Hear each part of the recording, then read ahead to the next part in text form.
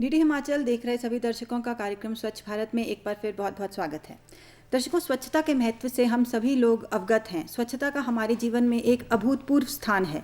यदि स्वच्छता ना हो तो जीवन में परिपूर्णता भी ना हो और जीवन कठिन सा हो जाए। तो स्वच्छता के इसी विषय पर आज हम चर्चा करेंगे और आज हम जिस विषय पर विशेषतः चर्चा करेंगे वह है स्वच्छता में युवाओं की सहभागिता। और इसके लिए कार्यक्रम में मैं आमंत्रित करना चाहूँगी संजीव सूद को। Sanjeev ji nodal youth club और नेहरू युवा केंद्र से जुड़े हुए हैं, तो आपका कार्यक्रम में बहुत बहुत स्वागत है संजीव जी। संजीव जी, सबसे पहले मैं आपसे रिक्वेस्ट करूंगी कि आप अपना संक्षिप्त कुछ परिचय दर्शकों को दीजिए। जो नोडल यूथ क्लब से और नेहरू युवा केंद्र से आप जुड़े हैं उसके बारे में बताइए। मेरा नाम संजीव सूद है, जैसा कि आपने दर्शकों को बता ही दिया है, और मैं लगभग पिछले 15 वर्षों से नेहरू युवा केंद्र के साथ जुड़ा हुआ हूँ। नेहरू युवा केंद्र युवा कार्यक्रम एवं खेल मंत्रालय भारत सरकार का एक बहुत बड़ा संगठन है जो कि ग्रामीण युवाओं के लिए युवा मंडलों के माध्यम से गतिविधियाँ चलाता है। उसी तरह से जो हमारा दूसरा विभाग ग्रामीण स्तर पर युवाओं के लिए काम कर रहा है राज्य स्तर पर, वो है युवा सेवा एवं खेल विभाग, जिसमें कि मैं नोडल अध्यक्ष के रूप में भी वर्तमान में कार्य कर रहा हूँ। तो जो नेहरू युवा केंद्र और नोडल यूथ क्लब हैं, ये स्वच्छता को की जागरूकता लाने के लिए और यूथ को इंक्लूड करने के लिए किस किस स्तर पे और किस किस तरह के प्रयास कर रहे हैं, इसके बारे में बताइए। और क्या अचीवमेंट्स इनकी हैं, कितनी तरक्की ग्राउंड लेवल पे क्या क्या काम हुआ है, थोड़ा इसके बारे में मैं जानना चाहूँ। जैसे कि मैंने अभी आपको बताया कि नेहरू युवा केंद्र युवा कार्यक्रम एवं खेल मंत्रालय भारत सरकार का एक बहुत बड़ा संगठन है जो कि ग्रामीण स्तर पर युवाओं के लिए समय समय पर कोई ना कोई गतिविधियाँ चलाता रहता है। उसी एक गतिविधि में स्वच्छता की गतिविधि भी आती है। जैसे कि आपको विदित भी है कि अभी भारत सरकार के द्वारा पूरे भारतवर्ष में आज़ादी का अमृत महोत्सव कार्यक्रम किया जा रहा है, जो कि गांव-गांव में भी किया जा रहा है। इसी कड़ी में नेहरू युवा केंद्र के माध्यम से और नोडल युवा क्लबों के माध्यम से ग्रामीण स्तर पर युवा मंडलों में युवा कार्य शिविर करवाए जाते हैं। युवा कार्य शिविरों के माध्यम से जैसे कि आपके ग्रामीण स्तर पर पॉलीथीन उठाना, पॉलीथीनों को जलाना और गाँव की नालियाँ साफ करवानी, युवाओं के साथ जुड़ करके युवाओं का संगठन जो स्वयं खुद काम करता है और साथ में उनके साथ महिलाएं भी जुड़ती है और महिलाएं भी जुड़ करके काम करती है। नेहरू युवा केंद्र के माध्यम से युवाओं के लिए 5-5 दिवसीय आवासीय प्रशिक्षण कार्यक्रम भी करवाए जाते हैं ताकि युवा स्वच्छता के लिए जुड़े। और इसी आवासीय प्रशिक्षण कार्यक्रम में युवाओं को इतना जागरूक कर दिया जाता है कि वो ग्रामीण स्तर पर किस तरह से गतिविधि करें, स्वच्छता के ऊपर किस तरह से काम करें। इसमें एक आपका अगर जो आप देखें कि स्वच्छता में क्या होना चाहिए, तो स्वच्छता में ये देखिए आपकी हरियाली पे भी बहुत ज़्यादा ज़रूरत है काम करने की। जैसे कि पौधारोपण हो गया आपके जंगल जो अब आप देखिए जो सबसे मेन मैं आप इस विषय में बात करना चाहूँगा। आप ये देखिए कि शहरों में भी गंदगी साफ़ करने के लिए, अब आप शिमला की बात देखिए तो यहाँ पर एमसी वाले हर घर से हर दरवाजे से गंदगी कलेक्ट करते हैं और उसको डिस्पोज कर देते हैं। गाँव की बात करें आप तो गाँव में भी इतनी ज़्यादा गंदगी नहीं रहती है। गाँव में भी लोग जागरूक है, कुछ ना कुछ स्वच्छता का कार्यक्रम वो अपने आप भी करते रहते हैं। पर जो बीच का जैसा उपनगर पड़ जाता है वहाँ पर आज गंदगी सबसे ज़्यादा देखने को मिलती है। इसका सबसे बड़ा कारण ये है कि जो वहाँ के बाशिंदे, जो वहाँ पर लोकल लोग रहते हैं, वो लोग तो इतनी गंदगी नहीं फैलाते हैं क्योंकि उनके पास अपनी जगहें हैं। अपनी जगहों में अपने खेतों में वो डिस्पोज करने के लिए गंदगी को, कूड़े को जलाने के लिए गड्ढा बना देते हैं जिसमें कि वो तीसरे चौथे दिन उस कूड़े को डिस्पोज कर देते हैं। पर जो इसका सबसे बड़ा कारण है, जो मुख्य गंदगी फैलाने वाला है, जो बाहर से आए होते हैं जैसे किराएदार वगैरह होते हैं, तो उनके पास गंदगी को डिस्पोज करने के लिए कोई जगह नहीं होती है। वो क्या करते हैं, वो जंगलों में गंदगी को डिस्पोज कर देते हैं जिससे कि हमारे जंगल बहुत ज़्यादा प्रदूषित हो जाते हैं और बहुत ज़्यादा गंदगी फैलती है। तो नेहरू युवा केंद्र के माध्यम से युवा मंडलों को वहाँ पर भी काम करवाया जाता है। युवा मंडल खुद वहाँ जाकर के काम कर रहे हैं, युवा खुद वहाँ जाकर के देख रहे हैं कि यहाँ पर गंदगी है, तो स्वयं से वो काम कर रहे हैं, स्वयं सेवक बन करके वो वहाँ पर जाके काम कर रहे हैं कि हमें ये गंदगी साफ़ करनी है। और इसकी जो मेन भागीदारी है वो नेहरू युवा केंद्र की ही रहती है। जी, स्वच्छता की जब हम बात करते हैं तो सिर्फ जो हम आप गंदगी की बात कर रहे हैं सिर्फ वही इस संदर्भ में नहीं आता, सौंदर्य भी बहुत ज़रूरी होता है, सौंदर्यकरण, जैसे कि पौधारोपण, नाना प्रकार के वृक्ष, पेड़ पौधे, फूल इत्यादि लगाए जाएं। तो नेहरू युवा केंद्र में आप जो प्रशिक्षण देते हैं, किस लेवल का, किस तरह का प्रशिक्षण देते हैं और प्रशिक्षु कौन कौन आते हैं और ट्रेनर्स कौन कौन होते हैं, ये थोड़ा बताइए। जो हमारे इसमें जो आप बोल रहे हैं कि प्रशिक्षण कार्यक्रम होते हैं, तो प्रशिक्षण कार्यक्रमों के माध्यम से भी हम जागरूक करते हैं, जिसमें कि प्रशिक्षु ग्रामीण स्तर पर युवा मंडलों के युवा होते हैं, उसके साथ साथ एनएसएस के युवा भी होते हैं जो कि एनएसएस के माध्यम से आते हैं, और साथ में जितने भी आपके शहरी क्षेत्रों में भी युवा मंडल आज की डेट में शहरी क्षेत्रों में बने हुए हैं, जैसे कि आपके मल्याणा में युवा मंडल बना हुआ है, बालूगंज में आपके युवा मंडल बने हुए हैं, शहरी क्षेत्रों में भी आज युवाओं ने युवा मंडल बना दिए, तो उन सभी को जोड़ करके वहाँ पर प्रशिक्षण कार्यक्रम कराए जाते हैं। और जो इन प्रशिक्षण कार्यक्रमों में युवाओं को जागरूक करने के लिए आते हैं, युवाओं को स्वच्छता के बारे में जागरूक करने के लिए आते हैं, वो HAS और IAS रैंक के अधिकारी आते हैं जो कि अपने विभाग के बारे में विस्तृत रूप से जानकारी देते हैं। और जहाँ तक आप सौंदर्यकरण की बात कर रहे हैं, वृक्षारोपण की बात कर रहे हैं, तो सौंदर्यकरण के साथ वृक्षारोपण के साथ साथ आज जो विभाग का मेन उद्देश्य है नेहरू युवा केंद्र का या युवा सेवा एवं खेल विभाग का मेन उद्देश्य रहता है, जो आपके औषधीय पौधे होते हैं, जैसे कि आंवला हो गया आपका, ये हमारी पहाड़ी भाषा में बोलते हैं जमटू, 2-4 पौधे ऐसे होते हैं जो कि बहुत अच्छे औषधीय पौधे ऐसे होते हैं। तुलसी हो गई, तुलसी का एक पत्ता आप रोज भी लेंगे पानी के साथ या वैसे भी चबा लेंगे तो एक अपने में ही गुणकारी होता है, तो उसके ऊपर हमने औषधीय पौधों के ऊपर भी हम नेहरू युवा केंद्र के माध्यम से काम करते हैं और युवाओं को जागरूक करते हैं कि आप अपने घर में एक तुलसी का वृक्ष जरूर लगाएं, क्योंकि आपके घर में, आपके आंगन में जो तुलसी का वृक्ष है तो आपके घर में बहुत हरियाली है। जी। अच्छा, आपका जैसा कार्य क्षेत्र है मेन, आप हिमाचल में या आउटसाइड हिमाचल इंडिया भी कहाँ कोलैबोरेट करते हैं, कौन कौन से क्षेत्रों में आपने अभी तक कार्य किया, थोड़ा इस बारे में बताइए और किस तरह का कार्य किया? जी, जैसा कि आपने अभी मेरे से बात की है कि मैंने किस तरह का मेरा कार्य क्षेत्र है, तो मैंने आपको अभी पहले भी बताया है कि मैं लगभग पिछले 15 वर्षों से युवा गतिविधियों में से लिप्त हूँ और खंड स्तर से लेकर के मैंने राष्ट्रीय स्तर तक गतिविधियाँ की है। खंड स्तर पर हमने अपने गांव से गतिविधि शुरू की और अपने गांव में सबसे पहले हमने शुरुआत की भांग उखाड़ो अभियान हमने किए। वो भी एक स्वच्छता में आता है, क्योंकि भांग अगर हम उखाड़ते तो हमारे युवाओं का बचाव होता है। उसके अलावा हमने अपने गांव में औषधीय पौधे लगाए, अपने गांव में हमने बाजार में साफ सफाई की और जो आपकी गंदगी थी जैसे पॉलीथीन थे या कोई और कूड़ा करकट था उसको इकट्ठा करके डिस्पोज किया, जलाया। हमारे जंगलों में हम जाते हैं तो वहाँ पर हम हर साल प्लांटेशन करते हैं, 1 साल में एक बार मैं प्लांटेशन जरूर करता हूँ अपने युवाओं को, अपने जो स्थानीय युवा है, क्योंकि जो शुरुआत होती है जी वो अपने से होती है। चंद पंक्तियाँ आपको बताना चाहूँगा और हम इसी पे बार बार फोकस करते हैं। मौजों की कसम, रस्मों की कसम, ये ताना बाना बदलेगा, ये ताना बाना बदलेगा, खुद को बदल जमाना बदलेगा। जब हम खुद को बदलेंगे तभी जमाना बदलेगा। बिल्कुल जी। तो हम इसी उस पे काम करते हैं कि जब हम खुद को बदल पाएंगे तो हम जमाने को बदल पाएंगे। इसकी शुरुआत हमने अपने घर से करनी है, फिर ही हम आगे औरों को जागरूक कर पाएंगे। और ये शुरुआत मैंने अपने सबसे पहले घर से की, फिर मैंने अपने गाँव से की, फिर मैंने जिला पे की, फिर मैंने राज्य पे की और फिर मैंने राष्ट्रीय स्तर पे की। राष्ट्रीय स्तर पे मुझे केरल लगभग 5 बार, हिमाचल प्रदेश का प्रतिनिधित्व करने का भी अवसर प्राप्त हुआ। उसके अलावा आपका कर्नाटका में और असम में और आपका J&K के कारगिल में मुझे हिमाचल का नेतृत्व करने की अवसर प्राप्त हुआ है। जहाँ तक मैं आपको बात बताऊंगा, केरल में सबसे ज़्यादा काम आज आपका हरियाली में हो रहा है।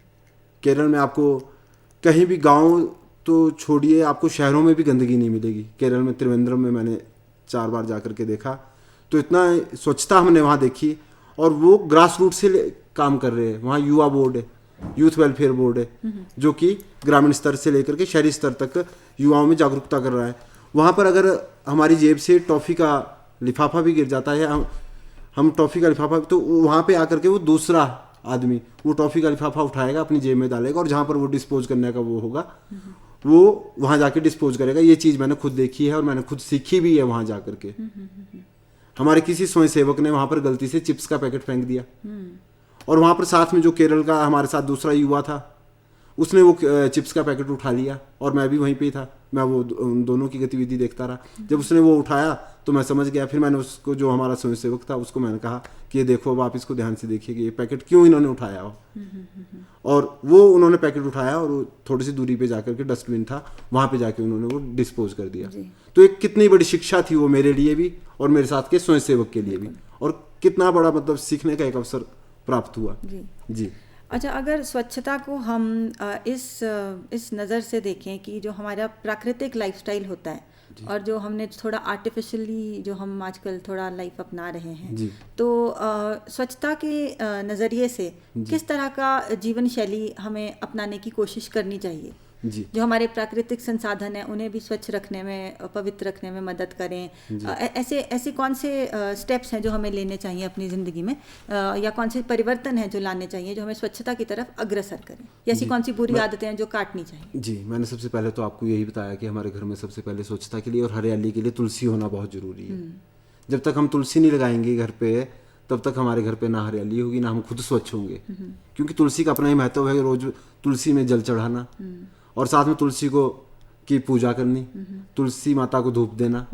तो आप ये देखिए कि हम आध्यात्मिकता की ओर भी जा रहे हैं, और साथ में हमारी जब हम आध्यात्मिकता की ओर जा रहे हैं तो हमारी मानसिक स्वच्छता कितनी हो रही है।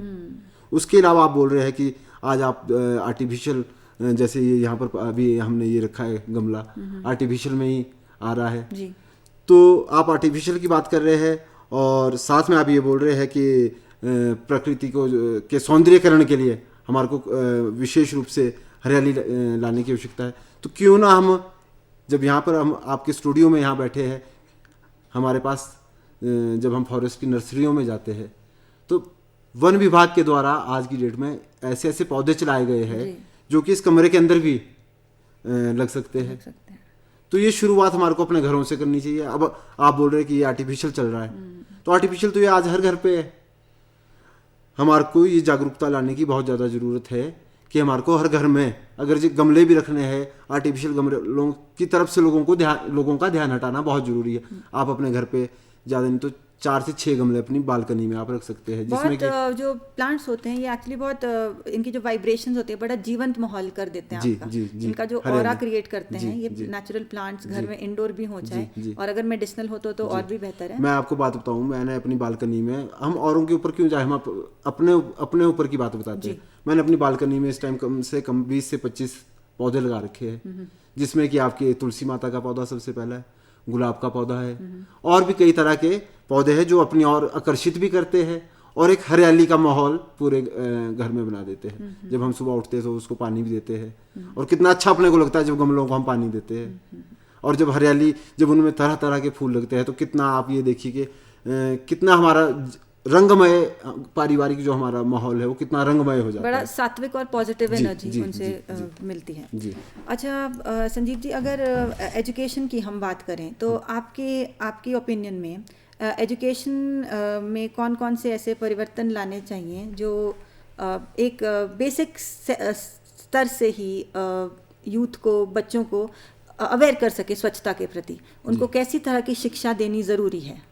आज देखिए, सबसे वैसे सरकार के माध्यम से, जो हमारी हिमाचल सरकार है चाहे भारत सरकार है जी, सरकार के माध्यम से शैक्षणिक स्तर पर भी युवाओं के लिए बहुत से इस तरह के कार्यक्रम चलाए जा रहे हैं। चाहे वो स्कूलों में है, चाहे वो कॉलेजों में है, चाहे वो युवा मंडलों में है, चाहे वो किसी और भी कोई और भी आपका इंस्टीट्यूट है, उनमें सरकार के माध्यम से बहुत से कार्यक्रम चलाए जाते हैं। जैसे कि आपके एनएसएस के माध्यम से युवाओं में स्वच्छता के प्रति और हरियाली के प्रति 10 दिवसीय उनके शिविर करवाए जाते हैं और बीच बीच में उनके 2 दिवसीय शिविर या 1 दिवसीय शिविर करवाया जाता है।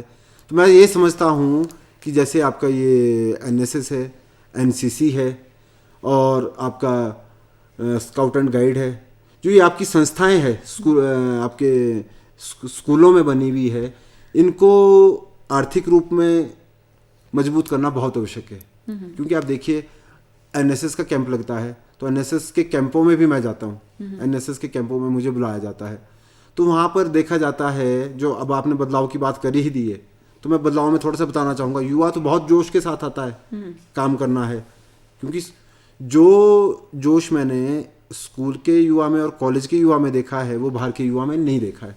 उनमें एक एक्साइटमेंट से, उनमें एक क्रेज सा होता है कि हमने एनएसएस है, क्योंकि मैं खुद भी स्कूलिंग लाइफ से जब गुजरा तो मैंने एनएसएस भी ज्वाइन किया, मैंने एनसीसी भी ज्वाइन की।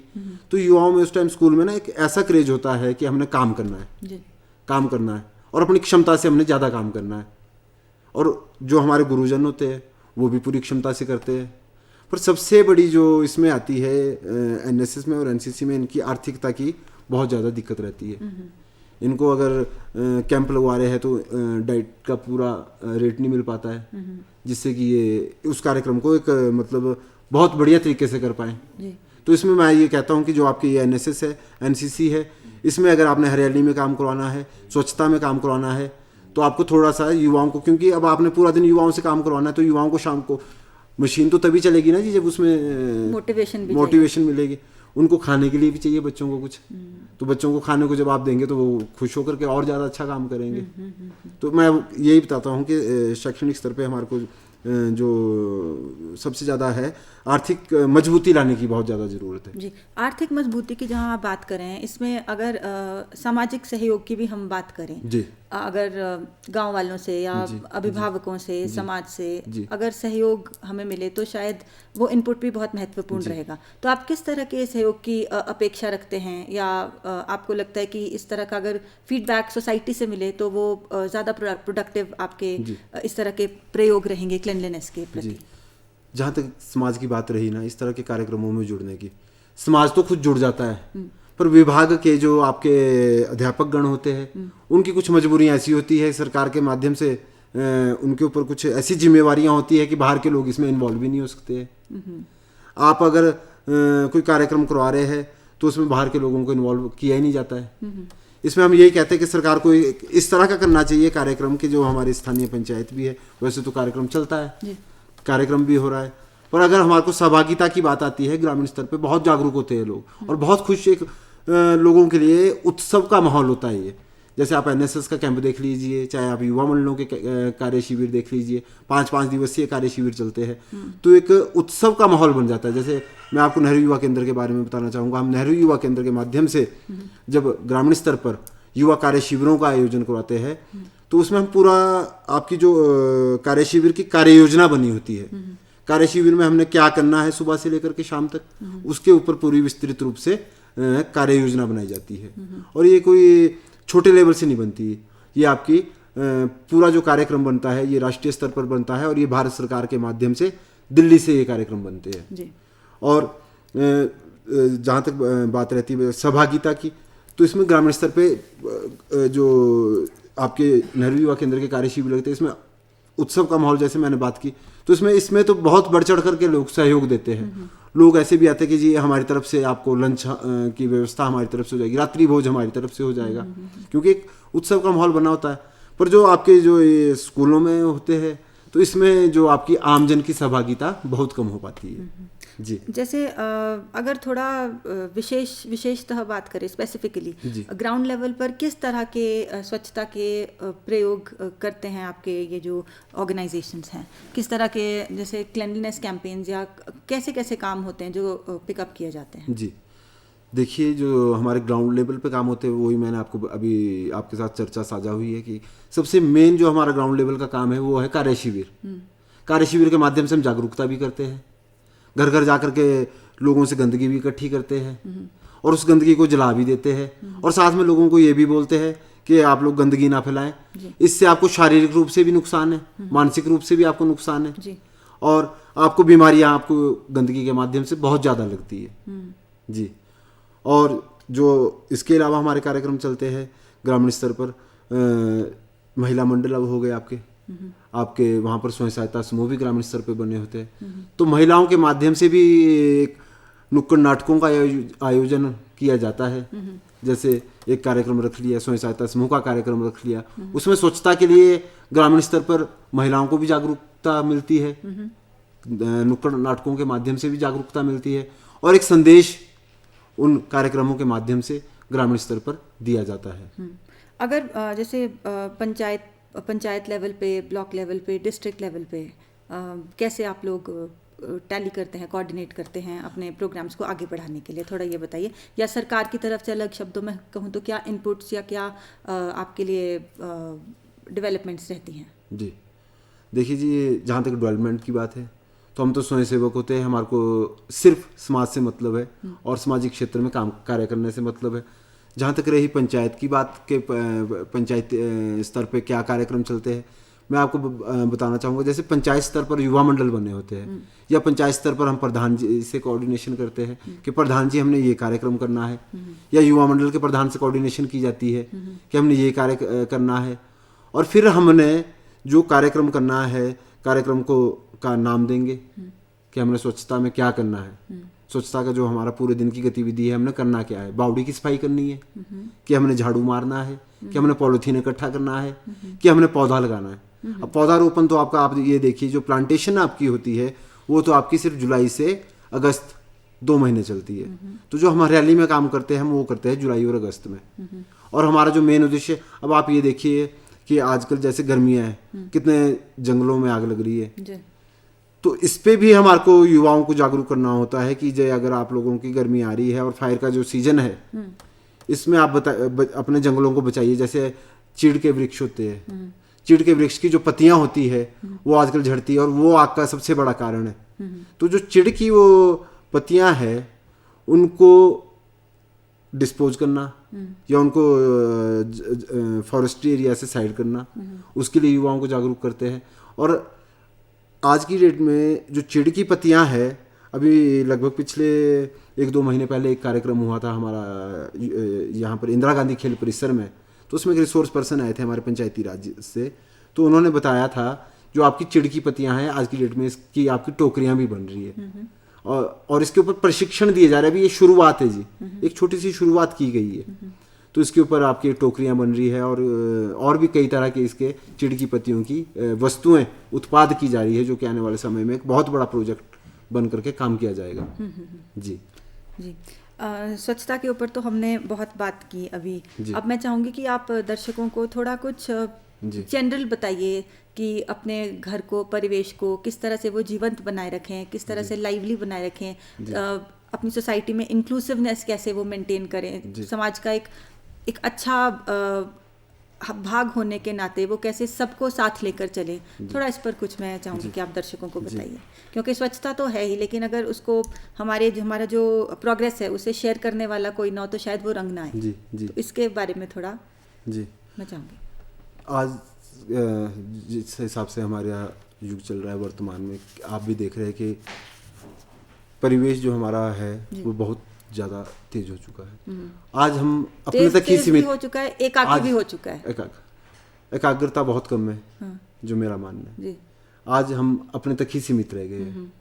आप पुराने समय में देखते थे एक परिवार होता था और सब इकट्ठे रहते थे, और आज उसके अनुरूप लोग अपने तक ही सीमित रह गए, और इसमें बदलाव लाने की आज के डेट में बहुत ज़्यादा आवश्यकता है, और इसके लिए भी सरकार को काम करना चाहिए। सरकार इसके विषय में जागरूकता की कोई कार्यक्रम नहीं कर रही है। पर जहाँ तक मेरा मानना है, जो आप देखिए अब इंटरनेट का ज़माना आ चुका है, टेलीफोनों का ज़माना आ चुका है। आप ये देखिए कि 90 के दशक में किस तरह से लोग रहते थे और आज 2022 के दशक में किस तरह से लोग रह रहे हैं। तो ये जो बदलाव आया है जी, ये तो जो हमारी टेक्निक, जो हमारा इंटरनेट का दौर आया है, तो इसने बहुत बदलाव ला दिया है। अब आप 90 के दशक, 95 के दशक या 2000 के दशक तक के समय देख के चलिए, तो 2000 तक के दशक में भी इतना अच्छा समय रहता था कि जैसे ग्रामीण स्तर पर रामलीलाएं होती थी, आप लोग देखते थे, एक उत्सव का माहौल बनता था, लोग रामलीला में शाम को सब इकट्ठे होते थे। बिल्कुल। और रामलीला में रामलीला को ऐसे देखते थे कि हमारे लिए पता नहीं कितना बड़ा उत्सव हो चुका है। ऐसे ऐसे कार्यक्रम आज बंद हो चुके हैं। इसके अलावा आपके गांव में छोटे छोटे पर्व मेलों के रूप में मनाए जाते थे, जैसे आपके चलते थे ये आपके दिवाली पे सब लोग इकट्ठे होते थे। दिवाली के अलावा मकर संक्रांति आपकी मनाई जाती थी, लोहड़ी आपकी मनाई जाती थी। जो छोटे छोटे पर्व होते थे ना जी, या चाहे आपका शिवरात्रि है, चाहे आपका जन्माष्टमी है, पूरा परिवार इकट्ठा होता था, चाहे वो कहीं भी किसी भी कोने पे है ना, चाहे वो दिल्ली में बैठे हुए तो उन्होंने शिमला आना ही आना दिवाली पे। वो आज की डेट में जो लोगों में मानसिकता नहीं रह गई है। और जो मेरा मानना है, ये सन 2000 के बाद बहुत बड़ा बदलाव आया है। और इसका जो सबसे मेन कारण है, जो मेरा मानना है, वो इंटरनेट है। हमारे समाज को सशक्त और मजबूत तो इंटरनेट ने किया है, पर आप ये भी तो देखिए कि इसने हमारे समाज को तोड़ा कितना है। आज के अब आप देखिए, अभी जब कोरोना का समय आया था तो जो क्लासेस लग रही थी वो भी ऑनलाइन क्लासेस चल पड़ी थी। सब कुछ ऑनलाइन ही चल पड़ा है।